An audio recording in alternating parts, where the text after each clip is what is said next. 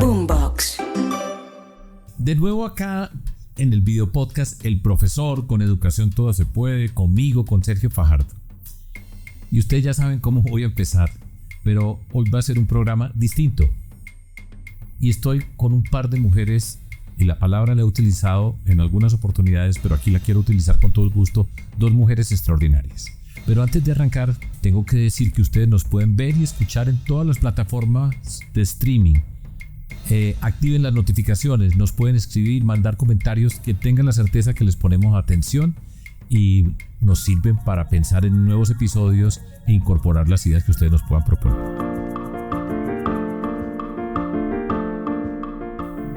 Las dos mujeres que tengo acá conmigo, como les dije, son unas mujeres especiales. Voy a presentar aquí a esta señora, se llama Florence Thomas. Voy a ser muy breve en la presentación. Florence es un símbolo de lo que significa la lucha por la presencia de las mujeres en la sociedad colombiana. Es una profesora, ya está jubilada, ya está muy contenta jubilada. Esta profesora pues fue una pionera en llevar el tema de las mujeres a la Universidad Nacional de Colombia, en el mundo académico, y ha tenido una figuración maravillosa en la vida pública de Colombia. Es columnista del periódico El Tiempo, ha estado en todas las batallas. Y esta señora se llama Diana Rodríguez, es de una generación distinta a Florence. Es una mujer de estos tiempos. Somos de diferentes generaciones. Florence y yo somos de la misma generación, con un margen ahí, pero digamos que somos de la misma generación. Pero seguro que Diana sí es de una generación mucho más joven, pero es una mujer que tiene precisamente esa formación. Es una mujer que hizo un doctorado en sociología, ha trabajado en el tema alrededor de los temas públicos en una institución que tiene un gran valor para nosotros en Colombia, que se llama De Justicia. Y en los 4 últimos años fue la secretaria de la mujer en la ciudad de Bogotá, en la alcaldía de Claudia López.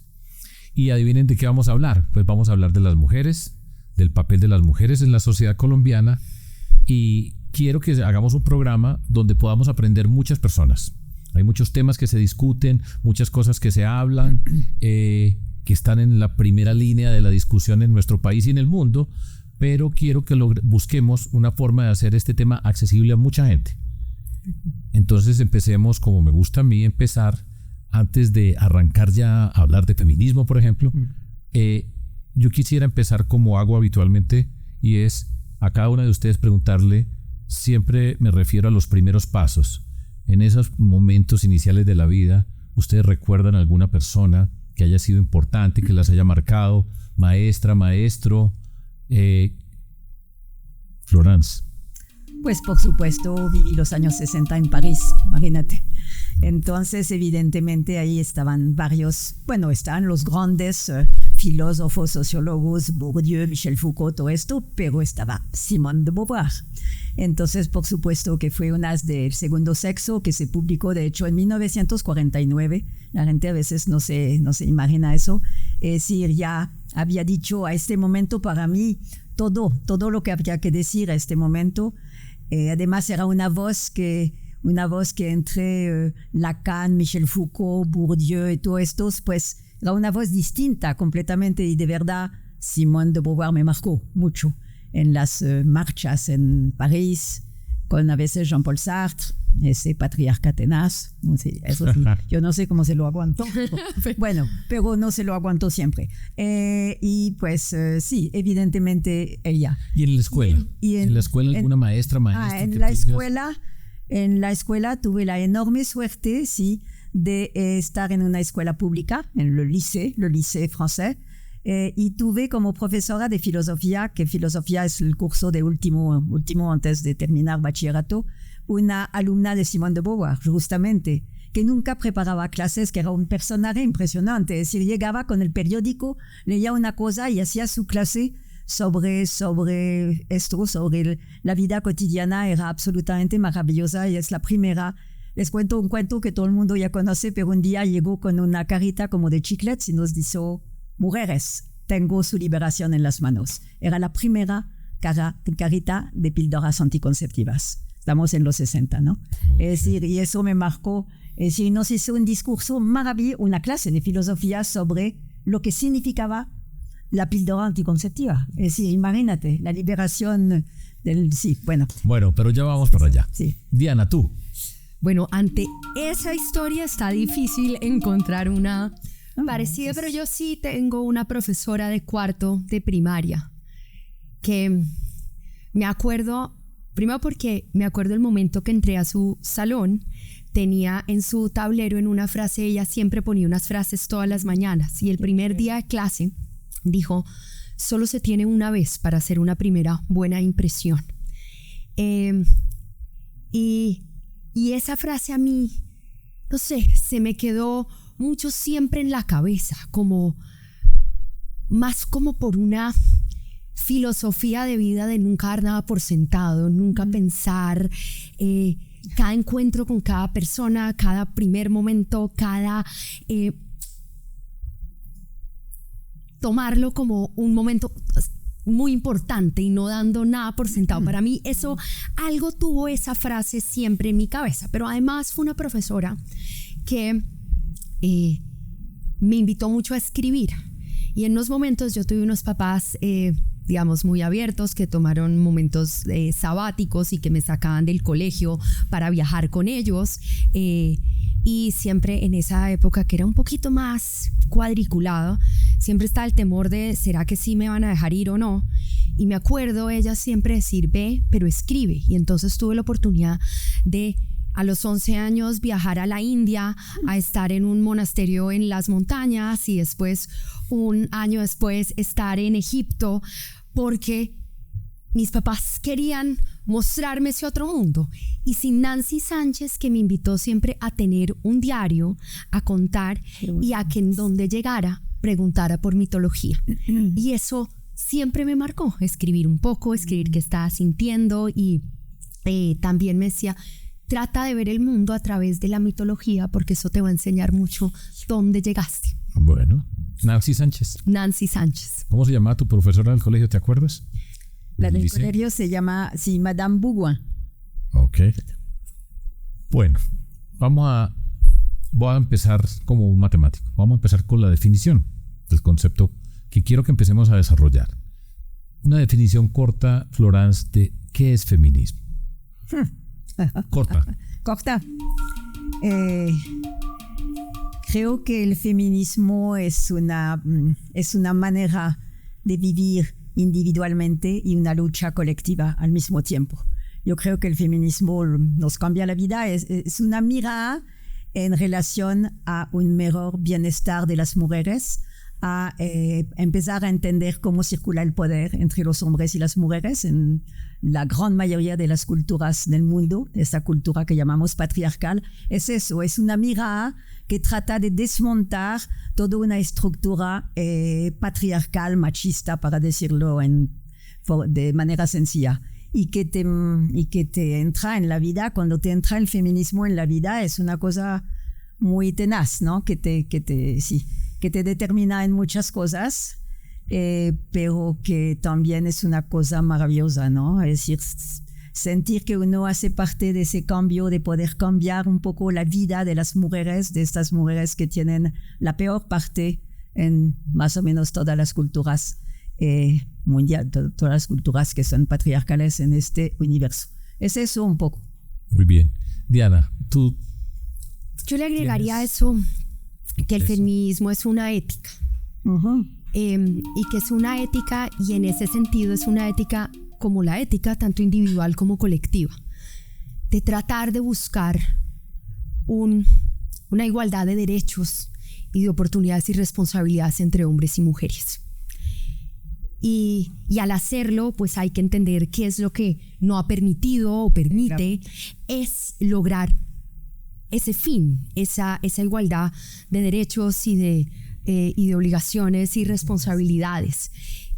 Y ahí creo que, y es una ética que compartimos hombres y mujeres. Y es una opción profundamente política. Sí.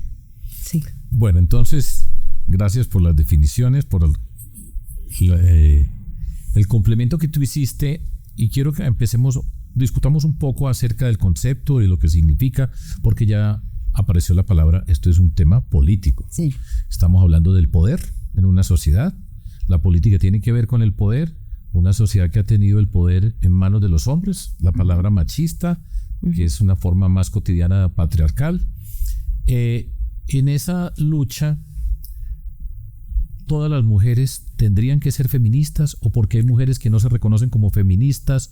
En ese sentido político, el término, ¿qué implicaciones tiene, Flora? No, todas las mujeres no necesitan ser feministas. Y yo creo, es como a veces me preguntan también si los hombres pueden ser feministas, al cual... Ya tenía esa pregunta a continuación. A lo cual yo digo que no, pueden ser solidarios y las mujeres también, las que no quieren ser feministas, por lo menos que sean solidarios con la causa, sí, con esta causa. Que es profundamente ética, política, efectivamente, es una opción profundamente política. No, yo no creo que todas las mujeres no necesitan ser feministas, ni todas las mujeres necesitan ser de izquierda o de derecha, o de decir no, no es así, pero que por lo menos entiendan la causa, que sí, que se vuelvan solidarias, que sí, es eso, es decir, yo creo. Y ese feminismo no está encajonado entre una ideología política o una connotación política de izquierda o derecha. ¿El feminismo no tiene nada que ver con esas divisiones en términos políticos habituales? Pues yo creo que es difícil decir una feminista conservadora no puede existir. Para mí, yo creo que es muy contradictorio, es decir, creo que va desde el liberalismo, sí, yo creo que sí, ¿cierto? Liberalismo. A ver, Diana. Yo creo que resuena más con unas posiciones más liberales. Eso, sí. Es más fácil encontrar apertura a las ideas del feminismo en unas tendencias políticas más progresistas. Pero de todas maneras, también sorprende encontrar, también puede estar dentro de mujeres y hombres muy conservadores, un progresismo por ese lado, bueno, no muy conservador, sí, hecho para atrás, no, muy conservadores y feminismo no, pero dentro de unos menos, dentro de unas ideas más tradicionales, menos progresistas, puede haber un pedazo que le resuene que al menos esa igualdad de derechos se quiera. No es lo más común, digo, pero es para... Lo que quiero transmitir es no quiero encasillar y solo decir si no soy de izquierda no puedo ser feminista. Ese es el mensaje que gustaría dejar. Porque naturalmente ser conservador pues significa que está de acuerdo a una estructura tradicional. Y la estructura tradicional es machista. O sea que es... Pero puede haber una mayor apertura a en qué ser menos tradicional. O sea, lo que no me gustaría es encajar. Si no eres de izquierda, no puedes ser feminista. Estoy de acuerdo. Y me parece que ese tipo de mensajes hay que darlos y generar un poquito más de esa soltura. También para despertar ese interés y esa apertura por la ética feminista. Porque creo que recientemente hay gente que siente como un miedo en entrar a explorar eso que puede ser o darse el permiso de quererlo explorar. Bueno, entonces ahí vamos avanzando. Ahora, la inquietud siguiente. Hay diferentes, la expresión que se utiliza con el mundo feminista son olas, ¿sí? Diferentes generaciones. Es una manera de clasificar. Diferentes épocas dentro de lo que ha sido la forma como ha evolucionado el feminismo, que yo entiendo que es probablemente la revolución más fuerte que ha tenido la historia del mundo, sin violencia, entre otras cosas. Eso es digno de resaltar. Es la única revolución triunfante del siglo XX, la única. De acuerdo con eso. En el siglo XX. Bueno, entonces vamos un poco, hagamos a manera de instruirnos una cronología de lo que han significado esos diferentes momentos para que entendamos cuál ha sido la evolución en esa lucha, en esa búsqueda de la igualdad de las mujeres en la sociedad. Pues entonces, bueno, es como decíamos, una manera de clasificar, pedagógicamente es muy útil lo de las olas, pero se critican a veces mucho también, ¿no? Sí. Bueno, la primera ola yo diría que, es decir, el feminismo, y en Colombia particularmente, no se inicia en los años 50. Hay todo un feminismo, a mí me gusta mucho utilizar eso, un feminismo antes del feminismo. O sea, sí, claro, las libertadoras, las escritoras, es decir, Sor Juana Inés de la Cruz, es decir, hay un montón de mujeres que se las jugaron, que jugaron su vida para tratar de romper estas estructuras patriarcales tan duras, etc. Entonces hay todo un feminismo antes del feminismo. Okay. Y la primera ola, sí, pues, digamos. Y la primera ola sería un poco lo de la lucha por el voto, los años 50. Sí, los años 50, Esmeralda Arboleda, evidentemente, y con su grupo de mujeres, que eran justamente todas mujeres que habían viajado, que eran cultas y todo esto, que luchaban durante 20 años, y como digo, eso tal vez es una de las cosas que me gustó más de Colombia, son esas cosas locas que existen. Se obtiene el voto durante una dictadura militar, el único país del mundo. Sí. Está muy bien. ¿Sí? Pero es importante recordarlo, y hago esta pregunta para que se recuerde, porque mucha gente no recuerda que aquí las mujeres no podían votar. O sea, muchas veces parece una trivialidad las luchas de las mujeres, y dice, pero ¿cómo así? Votan por primera vez en 1957. Exactamente. ¿Sí? Durante la dictadura militar. Son también esta primera ola, digamos, o yo la pongo más bien entre primera y segunda, es también el acceso a la universidad de las mujeres. 1900, tú sabes, más o menos 1900, entre 40 y 50, entran las primeras mujeres a la universidad. El acceso de sus bienes, las mujeres se vuelven dueñas de sus bienes, que eso era una cosa impresionante. Las mujeres no podían ser testigos antes de los 30, ni heredar de sus bienes, tenían que heredar a su marido, pues no podían ser. Entonces, entre el 30 y el 50 pasa cositas, ¿sí? De la cual lo más importante es el voto, evidentemente. Entonces, después llegamos a los años 60, 70, ahí va a pasar también, va a haber bastante cosas, es como la segunda y tercera ola. Se empieza a hablar las mujeres de la recuperación de su cuerpo, eso es un momento muy importante. Es decir, la lucha por recuperar el cuerpo, la lucha por la educación, la lucha por, ojalá, la participación política. Ahí hay un montón de cosas, y en los 90 pasa algo muy importante, que es el 94, la Conferencia Mundial de Población en el Cairo, de Desarrollo y Población del Cairo, donde se va a hablar por primera vez de derechos sexuales y reproductivos. Eso es absolutamente fundamental. Yo creo que antes hubo la CEDAW en los 80. En los 80. Los 80, sí. ¿Cierto? La CEDAW, que era una convención para la eliminación de todas las formas de violencia contra las mujeres, que Colombia firma en el 81. Lo interesante de Colombia es que Colombia siempre firma las cosas internacionales, se mete, a veces se paraliza ahí, pero ha firmado cosas internacionales muy importantes, como el 81, sí, la CEDAW lo firmó. La 94 también es muy importante, y también ahí firma eso Colombia.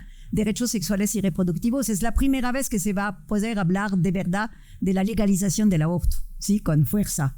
Porque de hecho en los 70, a partir de los 70 hubo 6 proyectos de ley en el Congreso tratando de legalizar algo del aborto, ¿no? Que fueron archivados en una semana por la fuerza de los obispos, de todo eso. Es decir, eso no duraba nada. Hasta que realmente, justamente hasta los 90, cuando se empieza a trabajar de verdad sobre derechos sexuales, qué significan los derechos sexuales, qué significan los derechos reproductivos, qué significa que una mujer pueda escoger si quiere ser madre o no, y cuándo lo quiere ser, y etcétera, etcétera. Que desarrolla miles evidentemente, de discursos y todo eso. Eso estamos en los 90, la recuperación del cuerpo, la participación política, en los... la ley de cuotas es el 2000. Sí, el 2000. 2000, la ley de cuotas, un mínimo de 30%, que no logramos, ¿eh? Todavía no lo logramos. Hay 29% de mujeres en el Congreso. No lo logramos en 2000. Es impresionante eso. Sí. Y no logramos tampoco una enorme aceptación en torno a ella, ¿no? No, es cierto. Es decir, eso ha sido difícil, las brechas abiertas en lo político, en lo económico. También en los 90 se empezó a hablar de una cosa muy importante, que es la economía del cuidado. Evidentemente ahí tú podrás dar la palabra a esta mujer, porque lo que ha trabajado todo esto, la economía del cuidado, también todo lo que es alrededor de empezar a denunciar de verdad las estadísticas sobre feminicidios, sobre violencia sexual, sobre... Pero eso ya estamos más en este siglo. Estamos 2000. Sí, Estamos al 2000. Ya estamos en este siglo XXI. Estamos 2000. al A ver, Diana, por ejemplo, tú dentro de todo ese mundo, ¿en qué ola estás? Tú eres de la ola más reciente. Tú recibes la riqueza, la riqueza, la riqueza construida de todo este grupo. Sí. Ahora a ver entonces tú cómo entras al mundo y como mujer y cómo te ubicas en ese panorama que construye Florence. Concuerdo contigo en que no soy de la ola más reciente. No. Soy y ha sido un aprendizaje entrar a entender la ola más reciente. Creo que me ubico en esta ola, como en esta herencia de las olas, y donde más me ubico es en ese momento de realmente de ver los derechos de las mujeres como derechos humanos. Ahí es donde está, donde digamos, tal vez por decirlo, mi escuela fue en eso, viniendo desde esta concepción de derechos humanos. Que uno creería que suena lógico decir los derechos de las mujeres son derechos humanos, pero no, eso implicó una lucha durísima. No, es que además este término de la lucha entonces a veces se suele ver como si entonces fuera algo como agresivo. No, es que ha tocado buscarlo, decirlo, declamarlo para, por ejemplo, algo digamos, creo que históricamente lo que describió Florence pues es una clase perfecta en un minuto de lo que pasó. Solo le agregaría toda la lucha por la autonomía económica. A eso le agregaría como, sobre todo más fuerte en los finales de los 80, 90, también por la importancia de la autonomía económica. No dependa de este señor, no dependa nunca de otra persona. Pero también no solo ¿qué significa en términos de igualdad salarial? No, todo este concepto de los techos de cristal, que no son techos de cristal, son absolutamente de hierro. ¿No? Yo no sé por qué decían cristal. No, es que cristal se rompe así. Son techos de cemento. De cemento. No, entonces, toda esa discusión por mismo trabajo, mismo salario, poderlo tener, horarios flexibles, licencias de paternidad para no restringir la autonomía económica de las mujeres también. Todo eso creo que hace parte del hecho y de lo que creo que fue un empujón muy importante en los 80 y 90. Sí. Estas brechas que siguen existiendo. Las brechas en lo económico, en lo político, las brechas en la educación. Voy para allá. Entonces hagamos un ejercicio. Identifiquemos, la lista es larga, pero les voy a decir que hablemos de 3 temas hoy, relevantes para todo lo que tiene que ver, digamos, voy a hacer un ejercicio de priorizar. Yo priorizo primero y usted me dice, ¿equivocado o no? Pero el tema, violencia contra las mujeres. 1. 2, el cuidado. Sí. Sí, el cuidado. ¿Y cuál sería el tercero? ¿El político? El político también, porque mira, el político, ¿por qué? Porque yo no entiendo, es decir, yo creo que las mujeres no tienen la misma manera de habitar el mundo que los hombres, y eso es muy bonito reconocer eso, no es ninguna. Entonces tienen que estar en el Congreso, tienen que decidir sobre las leyes, no podemos dejar que sean los hombres que decidan de la vida para nosotras. Y no lo logramos todavía. Yo creo entonces, que esa brecha... que miremos esos 3 temas. Esa brecha sí es dediquemos un rato a cada uno de esos 3 temas para ubicarlo hoy y para que nos expliquen por qué es un problema la violencia contra las mujeres. Es obvio que es un problema. Lo que quiero decir es la dimensión de ese problema y la palabra que es relativamente reciente, que es feminicidio. Primera explicación, Florence. El tema de la violencia contra las mujeres, los feminicidios hoy en Colombia, y yo no sé si se puede poner ahí, o sí se puede, y lo voy a poner, lo que significa el acoso, las violencias, que son tema de discusión hoy muy serio y muy grande, asociado con la expresión Me Too. Adelante, una primera aproximación. Cuenta, feminicidios, la dimensión de lo que significa eso, porque esa palabra parece que antes no se consideraba la palabra, y el Me Too como parte de esas violencias contra las mujeres. Sí, el feminicidio es una palabra relativamente reciente, de los 2000 y pico, ¿sí? Es decir, desde la historia de Alba Lucía hasta la historia después de Rosa Elvira. De Rosa Elvira, que son dos historias míticas de una fuerza impresionante. Yo conocí muy de cerca lo de Alba Lucía porque estaba Jimena Castilla, que era la abogada que se metió y todo eso, que fue una cosa atroz. Y se empezó a tomar conciencia ahí. Es decir, feminicidio de todas maneras significa el asesinato de una mujer por ser mujer, ¿sí? Okay, es decir, basado sobre el género. Eso es. Por ser mujer basada sobre el género, ¿sí? Entonces, evidentemente, las causas de esto pertenecen a esta estructura patriarcal, ¿sí? Machista, patriarcal, que hace que los hombres se dan este derecho de poder, si tú no eres mía, tú no serás de nadie. El bolero, los boleros, las canciones, es decir, si tú no eres mía, no serás de nadie. Las telenovelas que vi en los 90, 80, 90 en Colombia, es decir, que eran esto, las telenovelas mexicanas, donde, ¿sí? ¿Cómo era la descripción que se hacía de los crímenes que tenían ira intensa? Pasional. Intenso dolor intenso dolor. Y ahora estamos hablando de feminicidio. Es un avance porque es reconocerle, nombrarlo explícitamente. El problema del lenguaje, eso sí ha sido muy importante el feminismo también, es construir lenguajes, ¿no? Lenguajes novedosos. Pues, lenguajes que permitan ayudar a ver la realidad. Sí, exacto. Sí, exacto. Eso, nombrar, ver, señalar, eso significa que tiene implicaciones en el ordenamiento jurídico, claro, en fin. Claro. Eso es un avance, parece, muchas veces uno diría, pero ¿había que hacer todo esto? Y pues sí, ahí está y existe. Por supuesto que sí. Pero acá nos puede sonar muy claro que es asesinato por el hecho de ser mujer, pero yo creo que todavía acá hay muchas trabas en los operadores jurídicos, en la sociedad, en la prensa para entenderlo. Entonces, incluso dicen, bueno, sí, pero entonces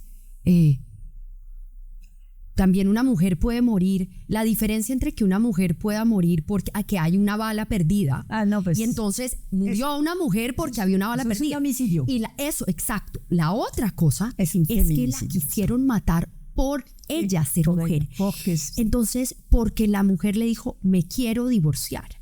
Porque la mujer le dijo, estaba vestida de una manera que le parecía inapropiada a él y que no dimensionen otra manera de tramitar esa discusión que acabando con la vida de la mujer. Sí. Y eso todavía causa, o sea, yo incluso lo veía explicando en los medios, por ejemplo, cuando ocurría algo, solo un momento después de hacer como la diferencia, yo veía ya entiendo, ¿no? Y cosas del lenguaje. Si tú te diste cuenta, Florence usó la palabra asesinato. Y asesinato es también para mostrar que no es homicidio, porque no es solamente que mueren hombres. Aquí es que murió una mujer por el hecho de ser mujer. Por eso, son esas, ¿no? Bien. No voy a entrar a las cifras, pero yo quería nombrarlo como un problema central, lo que tenemos que explicar. ¿Y te puedo agregar algo? Adelante. No solamente el feminicidio, que es la forma más brutal de esas violencias, y a mí me encantó que tú usaras el concepto violencias con ese. Sí. Porque volviendo al lenguaje, es importante mostrar que hay múltiples. La más grave, la discriminación máxima, ¿no? Es la muerte por el hecho de ser mujer, pero de ahí tú hablabas, ¿no? El acoso, las violencias económicas, retenerle el sueldo a la mujer, o revisarle el celular, el golpe, sí. O obligarla a tener relaciones sexuales, así sea su pareja. Todo eso hacen parte de las violencias. Total, o no hablarle, por ejemplo. O por ejemplo, no virilar o la violencia política. Por ejemplo, entonces no otorgar discusiones en el Congreso a proyectos de ley presentados por senadoras o no repartir la misma información. Todo ese tipo, a mí me encantó cuando te oí decir violencias porque abre el panorama y volviendo a esto que decía Florence, que una vez uno lo atraviesa el feminismo, nunca se quita esas gafas o esos lentes porque lo ve ahí todo el tiempo. Eso es importante verlo en las violencias. Me parece muy bien. En plural. Dentro de este mundo, quiero tocar brevemente el tema del Me Too, los acosos sexuales. Sí, tiene también una gradación dentro de todo eso. De eso no se hablaba y muchas veces se ha excusado personas de otras generaciones, entre comillas, pero es que así era el mundo y yo fui educado, no digo yo, pero muchas veces se excusa porque esa fue la educación.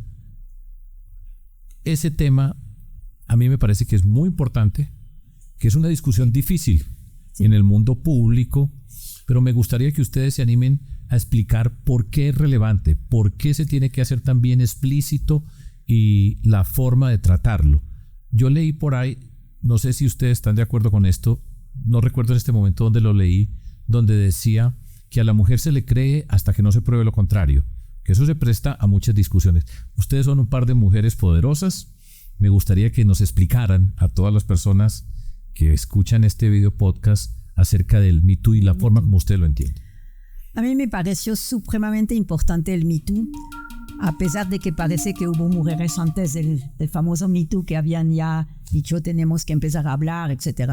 Pero el Me Too, ¿sabe por qué a mí me parece muy importante? Porque de alguna manera hace viajar la culpa de la mujer al victimario. Es decir, antes una mujer que había sido, pues estaba como, se sentía culpable, es decir, una mujer que se ha violado o que se ha no solamente violado, sino todos los abusos sexuales, etcétera, en la oficina, bueno, todo lo que hemos sabido de los directores de cine, de los grandes actores, todo eso finalmente que se empieza a hablar, las mujeres empiezan a hablar, pero ¿por qué no hablaban antes? Porque es muy vergonzoso, es muy tenaz empezar a contar esa vida que me ha tocado, que no sabía qué hacer y todo eso. Entonces lo bonito de empezar a tomar la palabra varias mujeres y con fuerza es que empieza a desplazarse la culpa. La culpa empieza a circular sobre, por fin, el victimario, ¿sí? ¿sí? Y se desculpabiliza un poquito esta mujer, ¿sí? Eso es muy bonito porque es eso lo que se necesitaba también, que estos tipos empiezan a miércoles así, a sentir culpa, a que se le pongan freno inclusive a su carrera y todo esto, lo que está pasando mucho.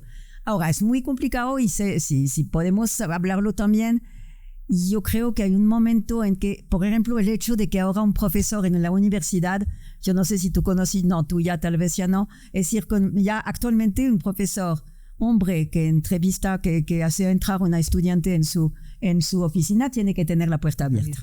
¿Sí? Cosas así, es obligatorio. En Estados Unidos es absolutamente obligatorio. Sí. Y está empezando a venir aquí. En la nacional hay bastante problemas actualmente. Es decir, y eso, uno dice miércoles dónde vamos a llegar, pero pues, ¿ves todo lo que significa esto del Me Too?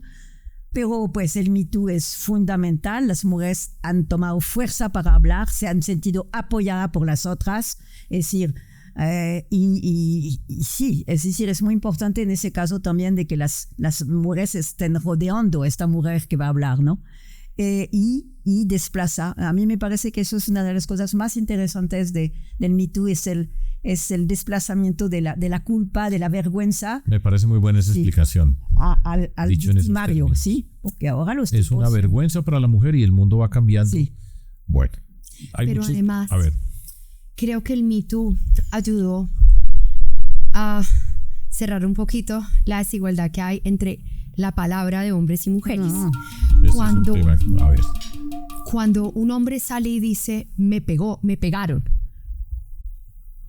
parten de creerle. Cuando una mujer sale y dice, me violaron o me pegaron, se pone en duda. Sí. Hay un, ¿qué pasó? ¿Qué te buscaste? ¿Cómo estabas vestida? Sí. ¿Qué dijiste? No tendremos nunca igualdad hasta que no tengamos igualdad en la palabra. Sí. Y creo que Me Too pegó un acelerador hacia eso. Más rápidamente se tomó en serio la palabra de mujeres. Claro, porque había también esa solidaridad y ese apoyo, y lo que dice Florence es muy cierto. En Colombia, si miramos en Bogotá, razones por las que las mujeres no denuncian son tres principales. ¿Cuáles? Una, un mal incidente, digamos, una previa experiencia negativa institucionalmente, si les fue mal poniendo la denuncia en otro momento. La segunda es la vergüenza. se sienten humilladas, sienten yo me busqué esto, yo fui la culpable, yo ¿por qué? Cuando la vergüenza debería estar absolutamente en el victimario. Y la tercera es porque creen que lo pueden resolver solas, que está íntimamente ligada a la vergüenza, a mejor que no sepa, yo voy a salir de esta sola. Me Too ayudó al menos ayudó a como alivianar dos. Una, que se sintiera, ¿no? Como ella habló, yo también, y vamos a desmontar esta vergüenza, y dos, a decir, sí, necesito ayuda para salir de esta. Y todo lo de los movimientos de Ni Una Más, etcétera, salir a la calle, etcétera. Sí, eso ha sido... Y en Me Too ayudó que hombres poderosos también se sumaron y empezaron hombres a rechazar a otros hombres. Y eso es necesario. Eso es necesario, sí. Eso es necesario, volviendo a esta idea de una ética que queremos, ¿no? Que no se va... Ahora, también yo quisiera decir una cosa que de pronto... Aproveche la oportunidad. Bueno, también a veces hay zonas grises. Es decir, a mí me parece, pues yo no lo debería decir porque es como una defensa un poco, pero a veces es muy complicado. Ese amigo que está contigo en un restaurante, de pronto te toma la mano y todo eso. Y hay mujeres que empiezan a denunciar eso. Hay zonas muy complejas también entre lo que pasa en todas las cosas de seducción entre hombres y mujeres. Es decir, ¿no? ¿Sí o no? Sí, es decir, ahora si le pone la mano en el trasero y todo eso, bueno, de acuerdo, pero depende si es un súper amigo mío que yo sé que trata así, pero es un buen tipo y nunca va a ir más allá de eso, pero es muy complicado eso. Bueno, pero es que estamos hablando, una pequeña interrupción. De hecho, esta polémica en Francia tiene una connotación diferente a los Estados Unidos, pues para ponerlo en esos términos acá. Sí. Porque mujeres, yo voy a contar mi amor platónico a Florence. Uno. Bueno. Catherine Deneuve. Catherine Deneuve. Bueno. Sí. Bueno. Les voy a contar aquí un paréntesis dentro de todo esto. ¿La conociste? No, pero... Por eso sigue siendo platónico. No, pero les voy a contar una anécdota. Sí, así. Para... Dentro de todo esto, y digo Catherine Deneuve, me viene a la memoria precisamente porque ella es una voz que ha estado con esa posición francesa que es diferente. Sí. La primera vez que yo vi a Catherine Deneuve en una película, por supuesto, fue en Bella de Día. Sí, Belle de Yo era un adolescente, tenía 14 años cuando vi esa película y yo quedé profundamente pues enamorado platónicamente de Catherine Deneuve. El año pasado, esto es una historia aquí para contar que la compartimos con todas las personas que nos vean. Estaba en París con María Ángela y me dijo, aquí vive Catherine Deneuve, caminando por ahí. Dije, este fue el momento más cerca que estuve de Catherine Deneuve. Pero bueno, todo esto, un corte para que sigamos hablando de este tema asociado con lo que tú acabas de decir, que hay unas zonas grises, que hay unas personas que miran este tema desde otra perspectiva. Gerard Depardieu, por ejemplo, que es un caso de discusión en Francia. Sí. Bueno, dejémoslo ahí para que miremos. Voy a señalar un punto que yo siempre le he puesto atención, que me parece de los más difíciles dentro de todo este mundo de las violencias, fundamentalmente contra las mujeres, que es en el seno de la familia. Muchas de las violencias, el mayor sitio, hay expresiones que a mí me parecen muy dolorosas, que dice el sitio donde más peligro corren las mujeres es en el contexto familiar. En el hogar. En el hogar. En el hogar. Y eso, pues, todavía es más difícil hablarlo. Sí. Es mucho más complejo lo que ocurre acá. Un par de palabras acerca de eso, porque yo creo que siempre pienso que estamos educando, estamos aprendiendo, yo aprendo y muchas personas aprenderán escuchándolas a ustedes, pero yo creo que es importante recordar eso, que es muy oculto, es muy vergonzoso, pero si esto es vergonzoso, esto es súper vergonzoso. Yo creo que es importante señalarlo y no dejarlo de lado. Pues que es el tío, es el abuelo, es el vecino, el amigo de confianza. La gente que conoce, que es el 70% de los casos de violencia contra las mujeres pasa al interior del hogar. Mariana, eso impresionante. Y claro, eso lo vuelve más difícil porque entonces ahí sí que muchas veces se toma menos en serio la palabra. Y por ejemplo, una de las cosas que uno debe entender es niñas y niños a los 5 y 6 años, si dicen algo y pintan algo, hay que creerles, porque eso no está en su imaginario, su estructura no está para inventarse eso. O sea, ellos están pintando, mostrando y hablando algo que pasó. Y es muy duro, o sea, sí es cierto, cuando la gente dice, qué delicia llegar a mi casa, eso no es lo que dicen la mayoría de las mujeres o las niñas en América Latina. Bueno, dejémoslo ahí, pero no quería que pasáramos este programa sin mencionar. Y es importante, Sí, pero lo que me gusta es que lo toques como para abrirnos a oír, a creer, por hecho, a ponerle atención, a creerle a esa palabra, a no decir, esto es puro cuento, simplemente estaban jugando. No, es muy fuerte creerlo, y además con una cultura, esas expresiones de es que los trapos sucios se lavan en casa, nada le ha hecho más daño. Eso sí. Nada, no hay frase que le haya hecho más daño a las mujeres que esa frase cultural, como de eso no hable, mijita, de eso no hable. Voy a hablar enseguida del tema del cuidado, pero voy a hacer un capítulo antes, y es el siguiente. Hablemos de la educación, en el sentido de cómo se educa para que, voy a decir una cosa pues que es utópica, pero que desaparezca el feminismo, en el sentido que no haya necesidad de estar mencionando la expresión. Eventualmente pasará en la historia, ojalá, no sabemos, porque esta lucha pues lleva muchos siglos, toda la vida, mejor dicho.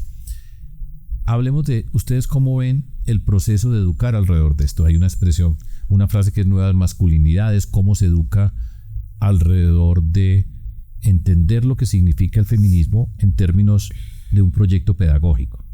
Sí, a mí me parece muy bueno que tú tomes este tema, sobre todo tú, el profesor, porque a veces yo me pregunto, es decir, escuelas públicas y todo esto, niñas de 14, de 15 años que terminan finalmente embarazan a los 14 años. Yo digo, ¿qué les han dicho en la escuela? Es decir, no les han dicho en general nada, o tan mal dicho, ¿cierto? Y esa lucha la tenemos pues desde con FECODE, con todo eso. Las primeras cosas que hicimos el Grupo Mujer y Sociedad en la Nacional es hacer seminarios con las maestras y todo esto. Es decir, ¿qué pasa ahí? ¿No? Yo te pregunto a ti, ¿qué pasa con la escuela? ¿Qué pasa con la educación? Porque, es decir, no les han hablado, francamente, las niñas de 14, de 15 años en bachillerato y todo eso, ya se siguen embarazando. Y entonces después el drama, o entonces buscan, bueno, a ver qué pueden hacer, etcétera. Pero, ¿cómo pasa eso? ¿Por qué pasa eso? Porque nunca ha sido tema. No, de acuerdo, pero muchos años. Para nosotros, por ejemplo, en la educación que teníamos nosotros, el tema de la educación sexual era un tabú. Uno aprendía era conversando con los amiguitos. Eso pues era un tema que no se hablaba, y por supuesto pues tiene todas esas implicaciones. Por eso es que pasan las cosas que pasan. Pero ¿cómo se puede hacer? Además, una observación. El 66%, las 2/3 partes de quienes enseñan en el colegio, en la escuela, son mujeres. Entonces, ¿Cómo podemos hacer? ¿Ustedes tienen alguna idea, más allá de dar ejemplo en la familia? Seguramente pues, ustedes crecieron en un espacio donde en la familia somos de otra generación, pues el papel es diferente, aunque no muy diferente. Yo creo que, a ver, cómo especulamos un poco, si quieren uso la palabra especular, acerca de cómo se puede educar, cómo hay que llevar esto allá a ese espacio. ¿Por qué no tomamos modelos a veces de otros países? ¿Por qué no miramos qué ha hecho Finlandia? Que ha hecho los países nórdicos, donde eso, de hecho, no. Yo miré un poco de estadísticas en relación con esto en países ricos, nórdicos y todo eso. Pues, entonces, sería muy interesante ver qué tipo de, cómo enseñan eso, qué tipo de cátedra hay, yo no sé, de decir aquí. Yo creo que si volvemos, a ver, nuevamente, especulando,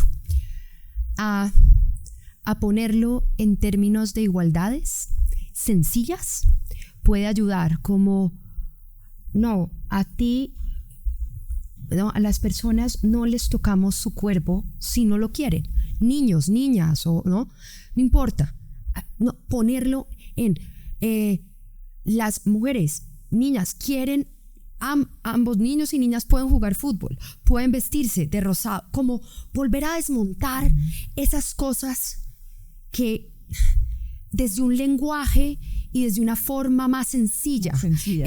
Robótica para niños y para niñas, no, volverlo más desde eso, como fomentar, como no, que los colegios no digan, bueno, por ejemplo, el uniforme puede ser una gran forma para empezar. Niños y niñas deberían ir vestidos igual, ¿por qué las niñas en falda con todo lo que eso implica? Con la pasada en el pasamanos y la falda y sentirse y la cosa. ¿Por qué no nos vestimos igual en la escuela? Es interesante por ejemplo? lo que tú dices, porque no sé si han visto los últimos discursos de Macron, es decir, el presidente de Francia, es decir, está proponiendo justamente lo que tú acabas de decir. Vamos a volver al uniforme en Francia. ¿Te imaginas? La gente está, pero es decir, diciendo que hay que iniciar por eso. Pues dar ejemplos tangibles y que sean fácilmente digeribles de que lo que queremos y cuál es esa igualdad en derechos que queremos, ¿no? Nunca. Entonces, desde dar ejemplo a, por ejemplo, de que hablemos, tener maestras, pero tener doctoras, referentes mujeres y hombres por igual en los colegios. Me da muchas ganas, me dan ganas, tendría muchas preguntas para hacerles, pero dentro de todo esto he leído en algún lugar una discusión dentro de este tema que estamos hablando. ¿Los colegios deben ser mixtos o de un solo sexo? No, por supuesto que mixtos. Yo también creo, pero cuando yo iba al colegio era muy extraño que hubiera un colegio en Medellín. En Bogotá. En Medellín, sí. No, pues el famoso moderno, el famoso gimnasio moderno. Es decir, yo hice una vez un escándalo ahí porque el gimnasio moderno, ¿no? Solamente niñitos, ¿sí? Es decir, y me había invitado un profesor a hablar ahí con los padres y todo eso, y cuando se habló de la mixticidad posible, es decir, los padres dicen, ay, no, por favor, nos van a distraer a nuestros muchachitos, las niñas. No. Es decir, impresionante pero, que las niñitas, imagínate. Pero eso, no, por supuesto que hay que aprender a vivir. Pero es que los primeros colegios mixtos, además en Colombia, venían con educación internacional. Sí. Por ejemplo, liceo francés, italiano, todos estos. Todos estos. Nueva Granada, en Bogotá, para hablar de Bogotá. Sí. Pero ¿sabes otra cosa de la educación? Y no me refiero a la educación de la escuela. Me refiero a la educación más en la sociedad. ¿Ustedes dos estudiaron en colegios mixtos? Sí. Yo no. Sí. Como la inmensa mayoría de colombianos. Sí, perdón. Volviendo a la educación, pero más en el día a día, ¿no? Y creo que tenemos que volver a hablar de este tema, hablar del feminismo, algo que permita con espontaneidad poder alzar la mano y preguntar, ¿qué es eso? Creo que, y yo hago un paralelo siempre, una de las cosas cuando yo llegué a la secretaría, es que les dije, no vamos a regañar si alguien no sabe qué es o usa mal una expresión o en el lenguaje le falta ajustar algo. ¿Por qué no explicamos de manera tranquila? Porque entre más regañemos y saltemos a juzgar, pues la gente se va a cohibir. Sí. Y hago un paralelo con otro gran tema y es el cambio climático. Si alguien alza la mano y pregunta, no entiendo qué son las emisiones, ¿qué son los gases de efecto invernadero? Nadie salta a regañarte. Pero yo siento que a veces es, ¿cómo así? ¿No sabes qué es el lenguaje de género? ¿No sabes qué es una política pública con perspectiva de género? ¿Por qué tiene que saberlo? Expliquémoslo. No es fácil. No son palabras con las que al contrario se ha crecido. Entonces creo que también tenemos que buscar formas para que todo el mundo pueda pertenecer a esa discusión. Y no sea una discusión solo de un grupo. Por eso tiene que haber también la paridad política. Es decir, que no forzosamente, como cuando digo eso me dicen, ay Florence, pero no es porque uno es mujer que es feminista. Evidentemente que no, eso lo sabemos. Exacto. Lo sabemos, pero si hay 50% de mujeres en el Congreso, esperemos que haya 20% de feministas. Por lo menos. Entonces, y eso será suficiente para... Y hombres solidarios, entonces, de acuerdo a Florence, porque... tú dices que un hombre no puede ser feminista. Solidario sí. Pero feminista. Yo creo que un hombre sí puede ser feminista. Yo no. Yo también creo que sí. Yo creo que un hombre puede ser feminista pensando en que, nuevamente volviendo a que el feminismo es una ética donde queremos que tengan igualdad de oportunidades. A ver, pues una oportunidad para rebatir aquí. Pero mira, yo creo que no puede ser feminista simplemente por su historia, por la historia de su cuerpo. Es decir, la historia de las mujeres, de ese cuerpo que hemos tenido de estos siglos de... Podemos no tener la misma óptica, pero sí un deseo de quererlo lograr. O sea, a mí sí me gustaría pensar. Como concepto político sí puede ser. Yo puede ser que no tenga la experiencia tuya de tu cuerpo, que naturalmente son muy distintas en nuestros casos. Y claro, da una políticamente perspectiva podemos distinta. tener una misma mirada acerca del papel de... Bueno, ¿no te parece suficiente que seas muy solidario conmigo? No, yo lo hago con Pero me gusto. gustaría ir más allá de la solidaridad. De acuerdo. Eso es lo que me pasa con que no me limitaría a la solidaridad. Nos acompaña. Como que no puedo ir hasta allá. Y a mí sí me gustaría pensar, no volviendo a tu idea de, sí, idealmente encontraremos un momento donde lo normal sea el feminismo. No que se elimine, sino que sea lo normal, lo que podamos... Lo normal. Bueno, nos podemos quedar hablando. Lo natural. Bueno, pero pues yo sé, es un Que estoy deseo mirando muy, aquí muy, ya muy amplio. estoy mirando el reloj y seguro que allá empiezan a hacer fuerza porque me estoy demorando mucho. Yo por mí podría conversar muchas cosas. Solo enuncio, porque no podría dejar de enunciar, el tema STEM, el papel de las mujeres en el mundo de la ciencia, la tecnología, la ingeniería, las matemáticas. Pero lo voy a dejar para otra próxima oportunidad. Pero eso está atado a lo del colegio. Claro. De hecho, si a las Claro, mujeres les pero decimos claro. y les enseñamos, Claro. si en la clase de literatura ponemos literatura colombiana, Claro. si para estudiar ciencia hablamos de mujeres, es decir, es eso, hacer ese esfuerzo, Muchos estereotipos. eso, ahí creo que habría un enorme avance. Esa es una preocupación que yo tengo, pero bueno, voy a pasar al tema del cuidado. ¿Por qué es un tema relevante? Porque del cuidado se empieza hablando de la economía del cuidado, es la expresión Sí, que llega. Claro, claro. Sí. Arranquemos con Florence para que... No, porque es que eso es... No, pero ella... Tú haces la introducción y después Diana recoge. Ha sido muy bonito desde el tiempo de Cecilia López, ¿no? De Cecilia López que nos Ella ha sido pionera en ese tema. nos empezó a explicar con su triángulo ahí que entonces que pues todo lo que era la economía formal, todo esto, y que abajo la base ahí era el cuidado doméstico y todo lo que hacían las mujeres, y decía, si todas las mujeres del mundo, mire, eso lo he tenido como sueño a veces, todas las mujeres colombianas, digamos, no hacemos una huelga de trabajo doméstico durante, empezamos por 3 días, 5 días, una semana ya se está desbaratando todo. Y si todas las mujeres del mundo hacen una huelga de 8 días, creo, de economía del cuidado, del trabajo doméstico, de no voy a buscar los niños, no voy al pediatra, ¿verdad? No voy a cocinar, No no voy a preparo el lavar. desayuno porque pues que hagan su moral él mismo, tiene 5 años, pero que se les arregle y todo eso. La economía de este país se acaba. Se va así. Eso es muy importante saberlo y contarlo a la gente. Es decir, sin el trabajo doméstico, sin lo que están haciendo las mujeres, con doble jornada de trabajo muy a menudo, con los transportes de Bogotá, donde está 1 hora en el Transmilenio que va a parar porque hay un trancón. Es decir, sin eso, la economía no puede andar. Es decir, la bolsa y todo eso, la cosa de todo se derrumba. Bueno, entonces pasemos pues a Diana. Pero eso es muy bonito, ¿no? Sí, claro. Sí, Eso es, muy es bonito. que es el trabajo por el cual todos los otros trabajos son posibles. Exacto. Es decir, es otra manera de decirlo. Y para que hablemos sencillo de qué es el cuidado, porque parte de lo que pasa mucho en Colombia es que el cuidado está asociado muy rápidamente a la seguridad. Entonces cuidado. No, el cuidado es todos esos trabajos como lavar, planchar, cocinar, cuidar a los niños, a las personas mayores, a las personas con discapacidad que requieren apoyo. Es esos trabajos que son remunerados en unos casos, pero la gran mayoría son no remunerados y la gran mayoría son realizados por mujeres, los que sostienen la vida. La economía, todo el mundo. Mejor dicho, todo. si primero, a mí me gusta encontrar puntos donde la gente se pueda conectar con esto, y es si algo compartimos 7 billones de personas en este planeta, es que todos estamos vivos porque existió el trabajo del cuidado. Es decir, ninguno estaría vivo sin que por muchos años nos hubieran preparado la comida, bañado, ayudado, dado un medicamento.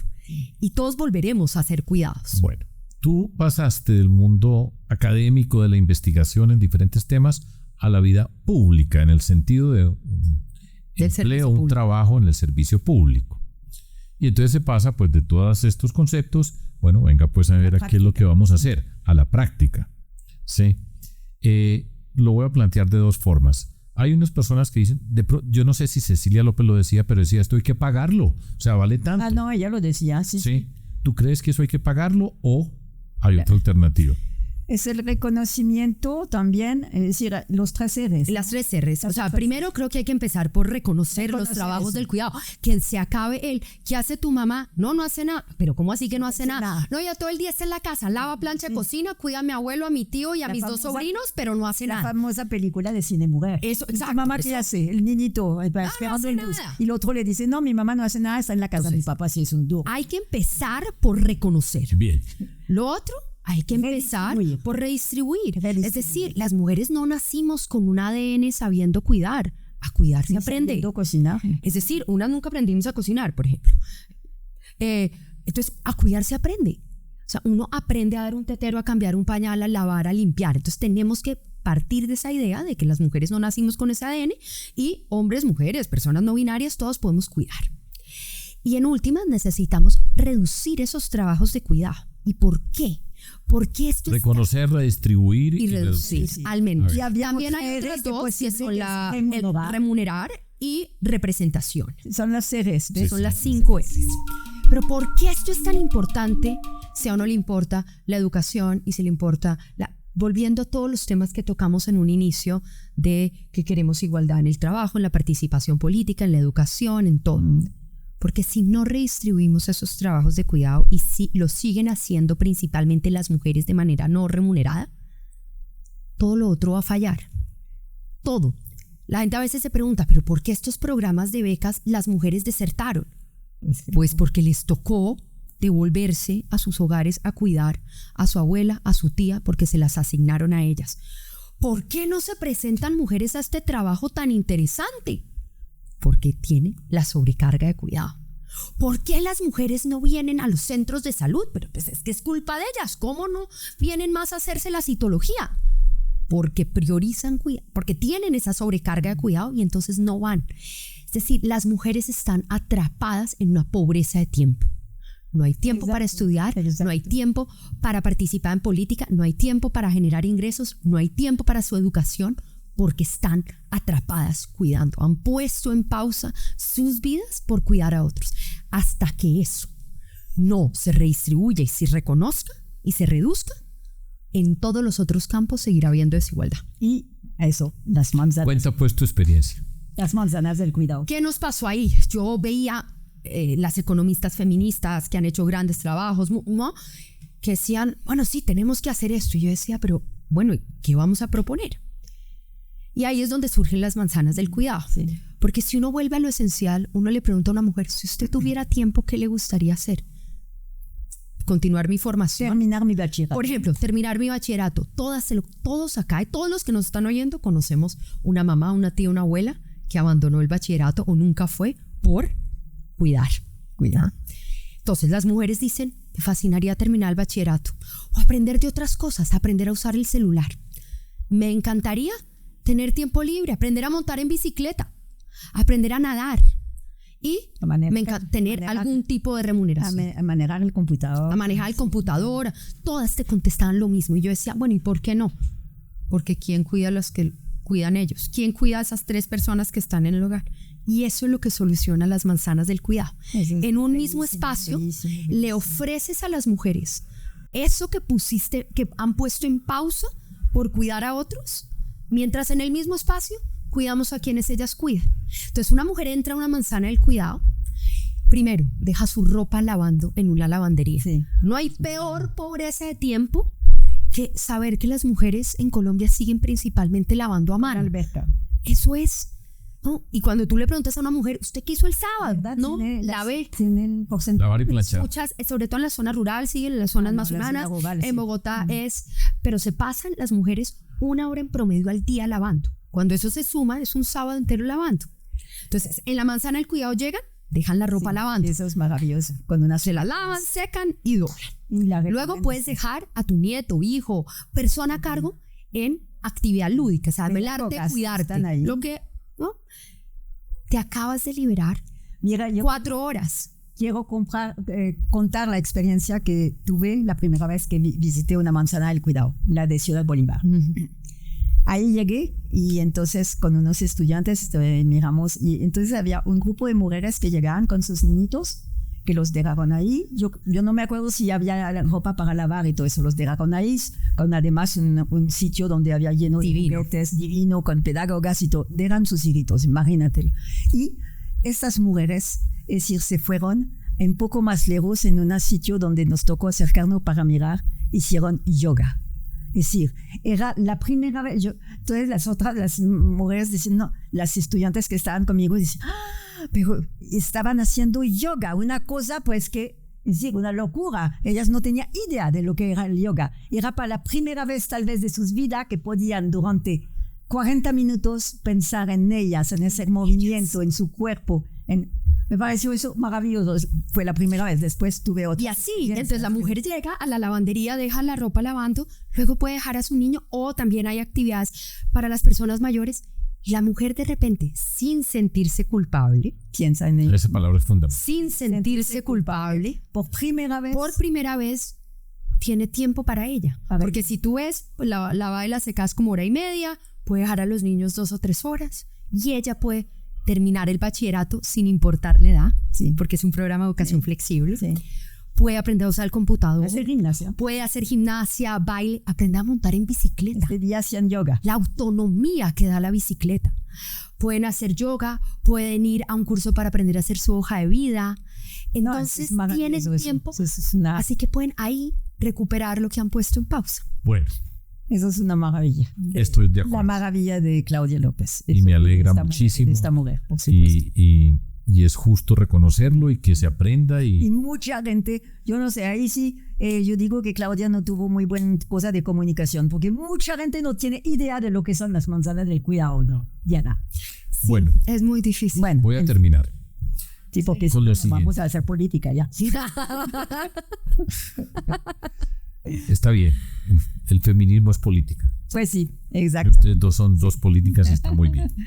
Yo soy un profesor aquí que le estoy preguntando a ustedes, que yo espero que mucha gente escuche este programa, que lo pueda ver y que hay muchas cosas para aprender y me da mucho gusto que ustedes lo hagan acá conmigo.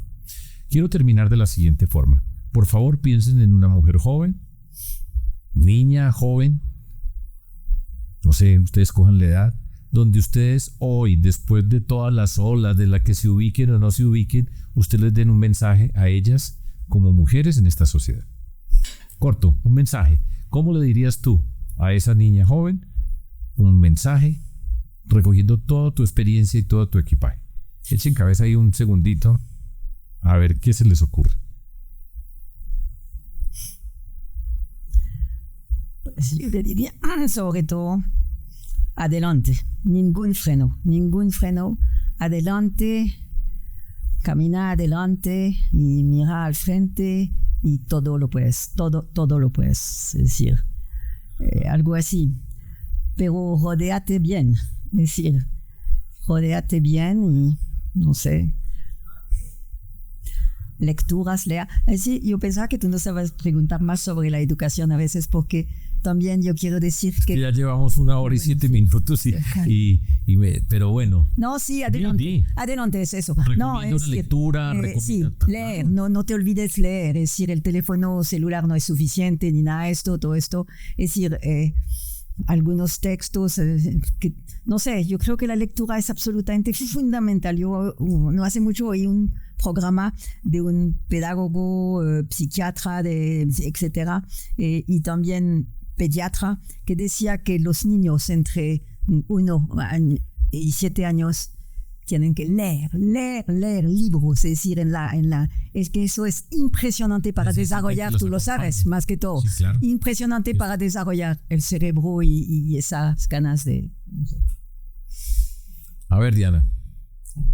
Yo les diría, no dejes nunca que nadie determine tu cuerpo ni tus horizontes. Sí. Ni tus horizontes. Y las 2 personas que tengo en mente todo el tiempo son mis 2 hijas, de 5 y de 7 años. Entonces todo el tiempo pienso cómo esto que veo hago que les entre naturalmente. Y tal vez dos días muy felices fue un día que me dijo una de mis hijas, mamá, hay una mujer manejando uno de los Transmilenios rojos. Claro. ¡Qué felicidad! Y la otra fue llegar a la dentistería con su papá y decir, ¿por qué solo hay cuadros de hombres dentistas? Muy bueno, chévere. Y eso, que naturalmente se lo empiecen a preguntar, a ver, a sentir, ojalá que nadie les determine su cuerpo ni sus horizontes. Y que adelante. Adelante. Yo que tuve 2 hombres, que es muy distinto. ¿Y qué tal? ¿Solidarios? Pues mínimamente les toca. A mí me consta de uno que es muy... sí, solidarios, sí, no, chéveres en general. Sí. Muy chéveres y además tuve mucha suerte porque tuve un hijo antropólogo, que es el que tú conoces, que trabajó también en la alcaldía, es decir, que me enseñó pues todas las comunidades indígenas, que me abrió algo que yo no conocía cuando llegué aquí. Y tuve la suerte enorme de tener otro hijo gay. Para mí, cuando digo eso en las conferencias, en Tundra y todo eso, me miran como una loca, ¿no? No se imaginan la felicidad de haber tenido un hijo gay. Claro, por supuesto, me abrió los horizontes, me hizo conocer una comunidad, un grupo es decir, fue maravilloso. Entonces, un antropólogo que me abrió a todas las comunidades indígenas, yo recorrí a caballo con él la Sierra Nevada y todo eso, fue absolutamente maravilloso. Y el otro gay que me hizo conocer algo que para mí era... Y entonces me miraron una loca. Me decía, pero entonces, profesora, usted no va a tener nietos. Yo decía, pues, ¿y qué? ¿Y qué? Pues yo tengo una nieta hermosa que yo espero que crezca adelante de ese espíritu de lo que ustedes han dicho. Y cuando digo hermosa, estoy diciendo ese espíritu. Ese espíritu. Sí.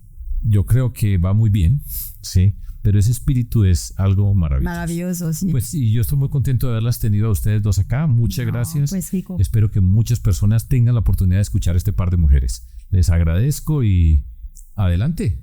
Adelante, sí, adelante. No, gracias a ti por poner este tema. Un gusto. Muchas gracias. No, y contigo también. Una admiración maravillosa por lo que tú hiciste en esta alcaldía.